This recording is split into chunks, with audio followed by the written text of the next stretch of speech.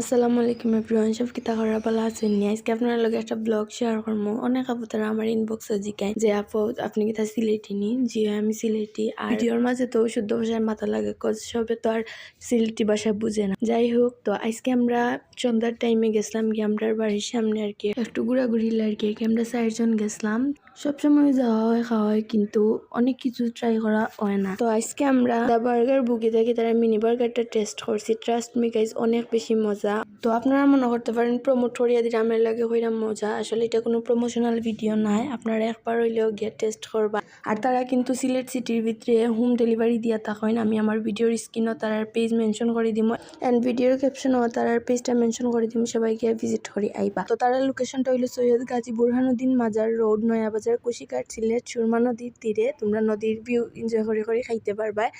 আর কেউ চাইলে অর্ডার করতে পারো সিলেট সিটির ভিতরে। তার এখানে কিন্তু খালি বার্গার নাই, meat box, French fry, sandwich তোমরা পাইবা। তো আমি যেহেতু টেস্ট করছি না তাই জানতাম না।